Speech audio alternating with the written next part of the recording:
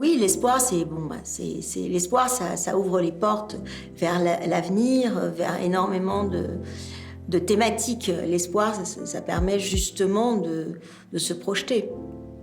Alors, l'art, c'est une manière de se projeter et c'est aussi...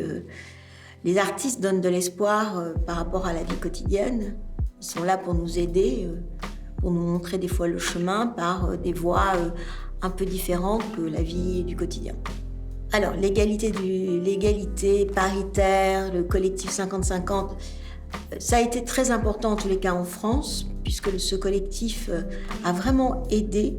Et le Centre national du cinéma et de l'image animée, qui est donc une organisation qui dépend du ministère de la Culture, s'est engagé auprès du collectif 50-50 et il y a eu des formations qui sont devenues obligatoires et il y a déjà quelques années de ça, concernant par exemple tout l'argent public ne peut pas être donné à une société si le responsable de cette société n'a pas fait la formation. Donc ça, ce sont des vraies avancées. Et je pense que les avancées pour la parité passent toujours par du concret.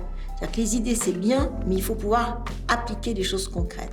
Et là, aujourd'hui, cette même formation contre les violences sexuelles ou le harcèlement, si vous voulez, ou toute forme de harcèlement, elle devient obligatoire pour les chefs de poste.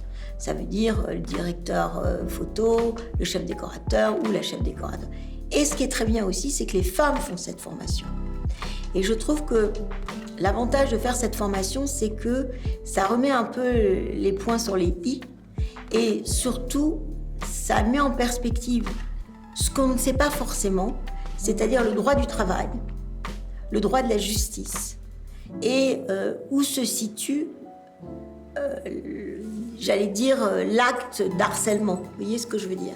Et donc ça, je pense que même moi qui ai fait cette formation, tout le monde, moi, à mon bureau, c'est un peu rigolé en disant « Ah, toi, faire la formation, oh, c'est marrant, de toute façon, c'est pas toi qui vas harceler quelqu'un, etc. » Alors, certes, je vais pas harceler sexuellement quelqu'un, ça c'est sûr. Mais peut-être sur la notion de ce que ça veut dire le harcèlement moral, qui est quand même toujours plus vers les femmes que vers les hommes, même si on a aussi un peu... Ça remet quand même bien un aspect que je maîtrisais peut-être même moins moi-même, c'est de reconnaître une personne en danger. C'est-à-dire de reconnaître la fragilité de quelqu'un dans un collectif. Et peut-être ça m'a aidé à mieux percevoir, peut-être pour les prochaines fois, s'il y a quelqu'un en danger autour de moi. Le futur sera fait avec le présent et avec le passé. Alors, si on applique ça un peu dans toutes les formes d'art, mais pas que, la science. Les avancées scientifiques vont être faites parce que les scientifiques de maintenant ont accès à ce qui a été fait avant.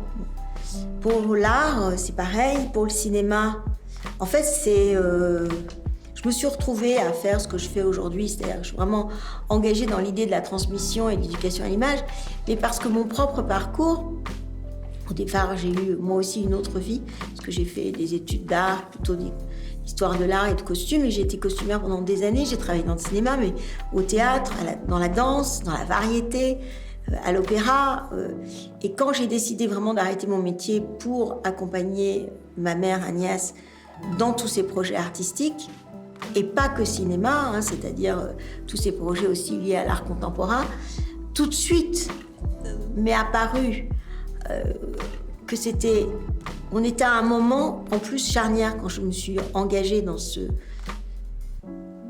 j'allais dire c'est pas ce travail, c'est un travail mais plutôt d'un engagement. Les salles commençaient à être équipées en projecteurs numériques, donc il fallait numériser les films. Donc on a d'abord numérisé tous les films de Jacques Demy en 2012, jusqu'en 2012, de 2007 à 2012 en gros. Et ensuite, j'ai attaqué les films d'Agnès. En 2012, j'ai commencé à attaquer les films d'Agnès et on a pratiquement tout numérisé aujourd'hui. Ça a été un challenge quand même parce que l'État français aide énormément sur la numérisation via des guichets au Centre national du cinéma, mais il y a toujours un gap, comme on dit, à financer que nous, notre société, ne pouvait pas financer. Donc j'ai fait appel à des mécènes et beaucoup de mécènes nous ont aidés et c'est comme ça qu'on a numérisé tous les films. Pourquoi les numériser? Parce qu'ils sont maintenant en fichier, dématérialisés, et surtout, on a fait ce qu'on appelle un négatif de conservation, c'est-à-dire qu'on a fait un shoot de la numérisation, et ce shoot, c'est un négatif 35 qui est déposé aux archives du film, parce que nous avons la chance aussi en France d'avoir des archives du film qui protègent le patrimoine cinématographique français. Alors, si on parle d'héritage, je ne peux pas parler que de Jacques ou que d'Agnès. Ce que je peux dire qui est assez intéressant dans ce parcours, c'est que déjà Agnès, elle a eu plusieurs vies. Photographe, cinéaste, et puis quand Jacques Demy est mort, son mari, en 90, les films de Jacques Demy à cette époque-là, ils étaient quand même vraiment au purgatoire. C'est-à-dire que personne considérait que sa filmographie était intéressante. Tout le monde trouvait qu'il avait fait un peu des comédies musicales un peu mièvres et qu'il y avait des couleurs et que, bon, vraiment, voilà. Peau d'âne passait à la télé à Noël, donc effectivement, les enfants avaient vu Peau d'âne. Mais en fait, quand il est décédé, Jacques lui a dit « Mais tu sais, mes films sont fragiles. » Et elle a vraiment senti qu'il y avait une fragilité sur l'œuvre de Jacques Demy. Donc déjà, elle a vraiment fait en sorte de racheter les négatifs des films, c'est-à-dire de négocier avec les producteurs de chacun des films pour regrouper les films de Jacques Demy au sein de Ciné Tamaris, qui est la société qu'Agnès elle-même avait créée. Donc déjà, ça a été un long parcours. Et en parallèle de ça, il y a des journalistes. D'abord, 2 journaux, Les Inrocks en France et Libération, qui ont porté un œil totalement nouveau sur l'œuvre de Jacques Demy, considérant que c'était un cinéma finalement avec une forme de radicalité dans créer une nouvelle réalité, de inventer un monde qui a des références esthétiques très fortes. Et aussi, ils ont vu dans le cinéma de Jacques peut-être ce qu'on n'avait pas perçu avant, c'est-à-dire qu'au fond, il avait traité dans sa courte filmographie beaucoup de sujets de société. Alors, en même temps, Jacques Demy a abordé des sujets vraiment importants. La guerre d'Algérie, la province, la bourgeoisie, le camp d'Iraton, les filles mères, l'homosexualité, la bisexualité. Il a abordé des sujets de société, mais d'une manière toujours un peu légère.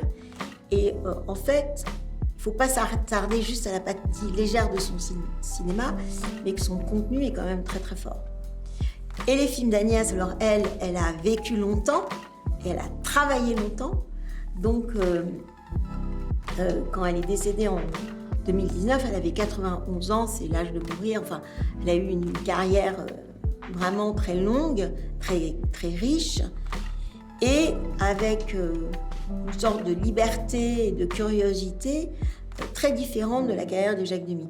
Donc moi, finalement, je suis très contente de m'occuper des deux, et la transmission des films d'Agnès, c'est différent des films de Jacques, puisqu'elle est décédée il n'y a pas si longtemps que ça, mais elle, c'est pareil, on découvre toute une nouvelle génération qui, en tous les cas, c'est assez extraordinaire, parce que quand je présente les films, alors je présente un film d'Agnès Varda, à la fin de la projection ou à la fin de la présentation, il y a quelqu'un qui vient et qui me dit « Ah, mais moi j'adore les films de Jacques Demy ».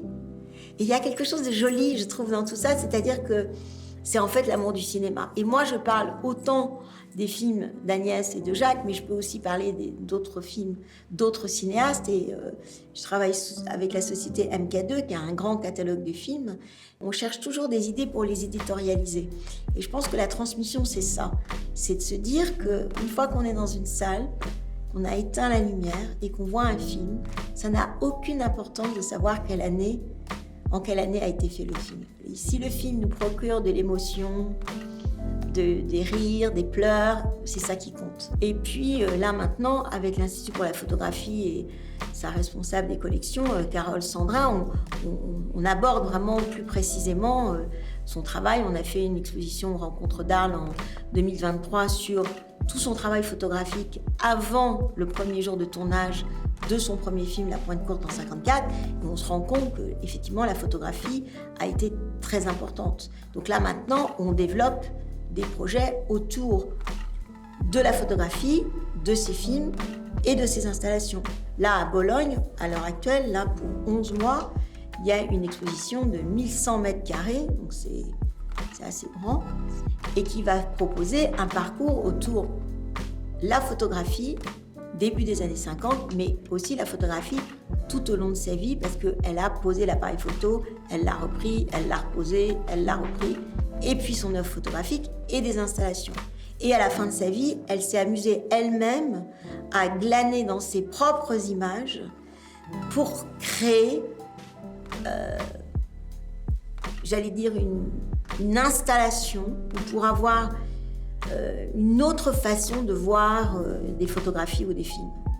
Donc oui, c'est intéressant de se dire que la photographie l'a construite. Je pense que c'est ça aussi qui lui a permis d'accéder à la mise en scène assez facilement, sans être venue du sérail du cinéma.